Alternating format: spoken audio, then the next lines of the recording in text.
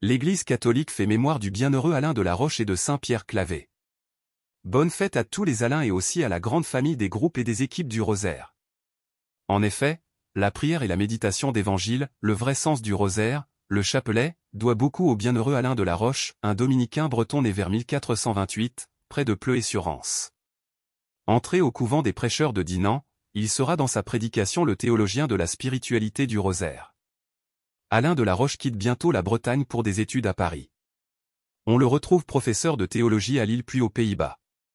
Il s'agrège à la branche réformée de l'ordre dominicain, appelée Congrégation de Hollande. Il meurt au couvent de Zouel, le 9 septembre 1475. Cet ardent prédicateur de la vraie dévotion à Marie se situait dans une riche tradition spirituelle où l'on retrouve aussi bien les franciscains, les servites de Marie que l'intuition de Saint Dominique. Avec eux, il faut se rappeler que l'expression rosaire signifie florilège d'Ave Maria, d'invocations et de petits poèmes adressés à Marie. Alain de la Roche, pour sa part, rappelait avec insistance, le rosaire ne doit pas être une récitation mécanique et expéditive de « Je vous salue Marie », mais une célébration des mystères de la vie de Jésus avec le regard et le cœur de Marie.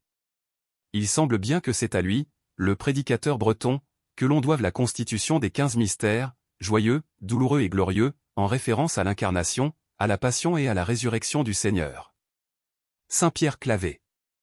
Pierre Clavet naquit à Verdú, en Espagne, en 1580. Il étudia les lettres et les arts à l'université de Barcelone à partir de 1596 et entra dans la compagnie en 1602. Spécialement encouragé par saint Alphonse Rodriguez, portier du collège de la compagnie à Majorque, il répondit à la vocation missionnaire qu'il entendit alors point ordonné prêtre en 1616 dans la mission de Colombie, c'est là que, jusqu'à sa mort, il exerça son apostolat parmi les Noirs réduits en esclavage, devenus par un voeu spécial l'esclave des nègres pour toujours. Épuisé, il mourut à Carthagène, en Colombie, le 8 septembre 1654. Il fut canonisé en 1888 par Léon XIII. Bienheureux Alain de la Roche, Saint-Pierre Clavet, priez pour nous. Évangile. Ils observaient Jésus pour voir s'il ferait une guérison le jour du sabbat. Alléluia. Alléluia.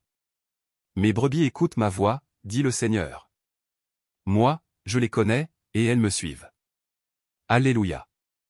Évangile de Jésus-Christ selon saint Luc. Un jour de sabbat. Jésus était entré dans la synagogue et enseignait. Il y avait là un homme dont la main droite était desséchée. Les scribes et les pharisiens observaient Jésus. Pour voir s'il ferait une guérison le jour du sabbat. Ils auraient ainsi un motif pour l'accuser.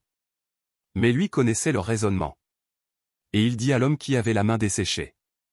Lève-toi, et tiens-toi debout, là au milieu. L'homme se dressa et se tint debout. Jésus leur dit. Je vous le demande. Est-il permis, le jour du sabbat, de faire le bien ou de faire le mal? De sauver une vie ou de la perdre? Alors, promenant son regard sur eux tous, il dit à l'homme.